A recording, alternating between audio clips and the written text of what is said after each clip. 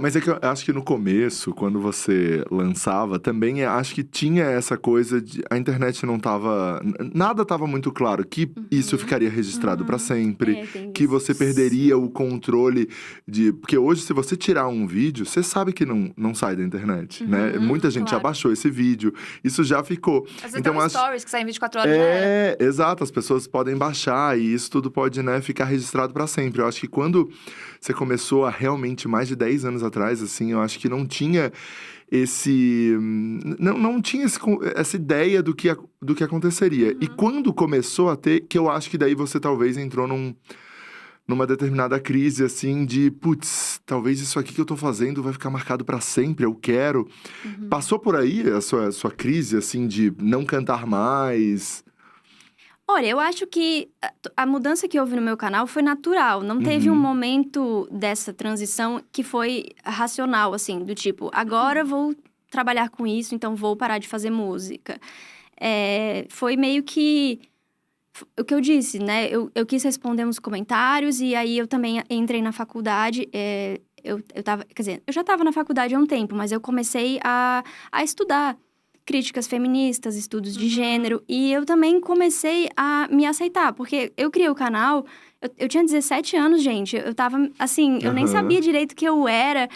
E aí eu comecei a receber mensagens das pessoas me perguntando, tipo...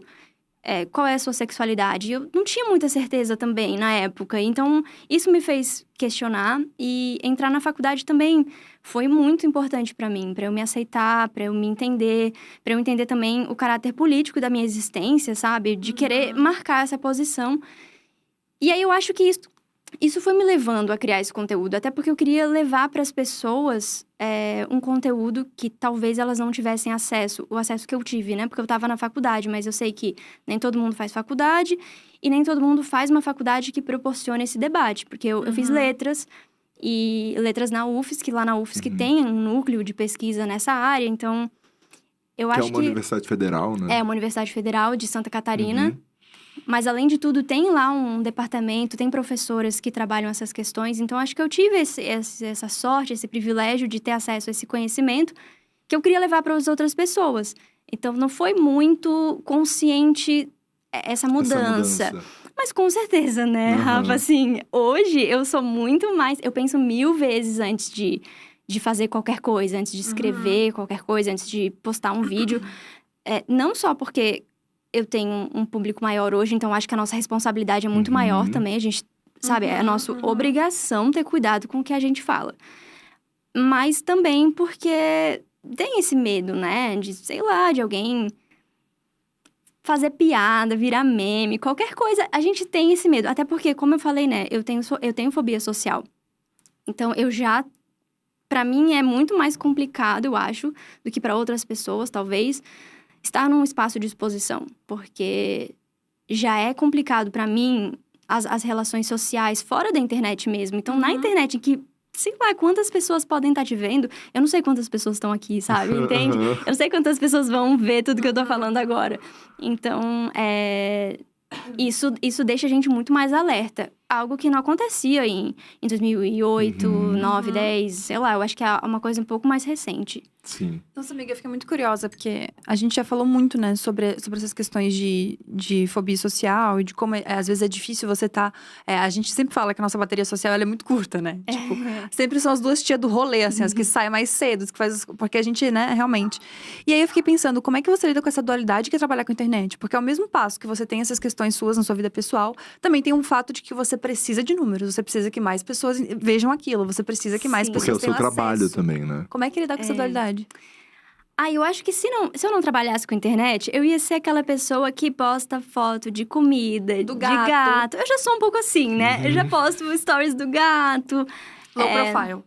Eu acho que talvez. Não, mas ao mesmo tempo em que eu gosto muito da internet, assim, eu acho que a internet proporciona tantas coisas pra gente, inclusive conhecimento. Aprendi muito na internet com a vivência de outras pessoas. Mas eu sempre tenho, né, é até um meio paradoxo pra mim, porque tem pessoas até que que eu conheço, de outros lugares, né? E aí, quando eu falo que eu trabalho com internet, a pessoa fala, nossa, mas você é tão tímida. E eu, sim, eu sou tímida. Mas, enfim, eu acho interessante também. Porque eu sei que tem pessoas que são assim, como eu, que também são tímidas, que são introspectivas, que têm dificuldades sociais. E estar aqui, num lugar que talvez não seja considerado pra gente, é uma posição importante. Porque aí outra pessoa pode ver e pensar, eu tô sendo representada, né? Porque talvez veja outras pessoas e não consiga se conectar tanto. Então, mas é um desafio. Eu acho que pra mim é a parte mais difícil do trabalho. Que é um trabalho... Nossa, eu sou muito grata a esse trabalho. Eu acho que a gente tem muitos privilégios. Mas, pra mim, assim, a única dificuldade mesmo é essa da exposição. Porque é isso, assim, as pessoas vão comentar, as pessoas vão falar... Tem gente que vai te odiar, e isso é algo que eu já entendi também, sabe? Tentar não levar pro lado pessoal. Até porque aquelas pessoas não te conhecem, então... o que Tem elas... um recorte teu, né? Tem um Elas veem recorte. só um fragmento. E às vezes nem vem, né? Às vezes é só algo que elas ouviram exato. e tal. Então, quando alguma coisa acontece nesse sentido, e aí me bate crise de ansiedade, eu fico tentando, tipo, ai meu Deus, onde foi que eu errei e tal, sei lá, quando eu vejo um comentário. Que é isso também, né? A gente pode ler muitos comentários positivos, mas você lê um negativo, ele bate. São pesos diferentes, sempre. São. E às vezes, mesmo quando eu recebo muitos comentários positivos, eu fico um pouco assim, meu Deus, as pessoas estão realmente vendo, sabe? Tem gente que tá vendo, meu Deus. E daí me bate uma ansiedade. Mas aí, sei lá, eu tento separar um pouco a minha vida pessoal e meu trabalho. Eu acho que eu consigo até fazer isso em certa medida. E aí, quando me bate um pouco essa crise, eu vou pra perto de pessoas que me conhecem. Tipo, os meus afilhados. Porque eles me conhecem genuinamente, entende? A minha família e os meus amigos próximos, assim. Mas esse é o desafio pra mim, assim. E eu acho também, Lu, que quando você começou a pivotar o seu conteúdo, assim, né? Foi acompanhando uma outra linha. Eu já falei isso com você na entrevista do programa De Um Cara Só, que você mudou a minha percepção sobre representatividade. Eu não imaginava que era uma coisa... Na época, né, nesse processo de desconstrução, assim, eu não imaginava que era uma questão... Putz, eu não acho que eu tenho que falar sobre a minha sexualidade, eu não acho que eu tenho que falar sobre eu ser gay, né? Eu sempre questionei muito isso, até porque há muitos anos atrás, antes de eu falar disso, eu sabia que podia ter um impacto no meu trabalho, no trabalho de muitas pessoas, né, dentro da Dia. Tanto que quando eu fui falar, eu conversei com todos os influenciadores da época. Olha, gente, eu vou falar publicamente, isso pode ter algum tipo de consequência, né, no processo. E você me ajudou muito com isso. Mas em conversas que a gente teve, porque você tá na Dia, sei lá, o canal 3, 4 que entraram na rede. Mas eu tenho certeza que isso também era uma coisa que te colocava uma responsabilidade muito grande, você é muito nova. Como foi esse momento, assim? Porque as pessoas sempre te colocaram muito, cara... Não é, Rafa, da sensata. Perfeição, meu Deus, ela é perfeita, isso, aquilo. Como foi isso? Tá, primeiro eu quero dizer que eu fico muito feliz em saber disso, Rafa. Eu sempre preciso dizer, porque eu não fazia ideia desse impacto. Até você me fazer a pergunta, eu nem sei responder, porque a gente não tem muita noção do impacto que a gente causa na vida das pessoas. E eu não tô nem falando como criador de conteúdo, mas como indivíduo mesmo, porque a gente conversou como amigos, né? Não foi como criadora de conteúdo. E aí te impactei de alguma forma. E fico muito feliz também, porque eu tenho certeza que se não fosse por você, não ia estar aqui hoje. Então, eu fico feliz em saber que a gente teve essa troca e que a nossa amizade rendeu tantos frutos bonitos.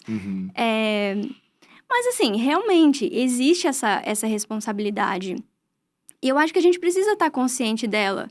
A gente que tem um público, né? A gente precisa entender que tudo que a gente faz tem um peso. Tanto positivo quanto negativo. Então, eu sempre tive esse cuidado de pensar no que falar e tal. Mas existe, sim, essa... Acho que até uma desumanização das pessoas, né? Como se a gente fosse... Primeiro, como se a gente tivesse tudo resolvido, né? Eu acho que às vezes acontece. Principalmente no início, eu recebi umas mensagens assim... Ai, Lu, eu queria chegar nesse nível, assim, de me aceitar como você. E eu pensava, nossa, eu tava passando por tanto rolê, sabe? Até hoje... Não é algo que eu tenho 100% definido, 100%... É algo 100% tranquilo pra mim. Por exemplo, às vezes tem lugares em que eu não consigo sair do armário. Se a gente, não sei, pega um carro de aplicativo, ou às vezes em alguns ambientes a pessoa pergunta, e aí, né? Como é que é? Você tá casada? Uhum. Eu acho que eu até não sou uma pessoa que passa por hétero na vida. Eu acho que muitas vezes, inclusive, as pessoas até, né, às vezes, xingam na rua e tal. Não aconteceu tantas vezes assim, mas já aconteceu, já assim. Coisas bem desagradáveis, inclusive. Mas às vezes rola, né? De você não conseguir falar, tipo, não sou casada, ou não tenho namorado, tenho uma namorada. E eu acho que tá tudo bem. Acho que a gente precisa acolher essas dificuldades, e até às vezes é um mecanismo de defesa, assim, de proteção. Não é sobre você, é sobre o outro nesse caso, né? Você não sabe a reação. Até isso que você falou, né? De talvez você... Antes você não pudesse se assumir, porque você estava construindo algo e tal, e ia influenciar outras vidas, e enfim, sabe? Eu não acho que a gente tem obrigação de sair do armário, e também não acho que a gente tem direito de tirar outra pessoa do armário, que às vezes rola isso, né? Tipo, com pessoa famosa, assim, de tirar uma pessoa famosa do armário. Acho que cada pessoa tem um momento, tem um processo, tem família envolvida. É muito mais do que, sabe? São muitas esferas da sua vida que podem ser influenciadas por isso.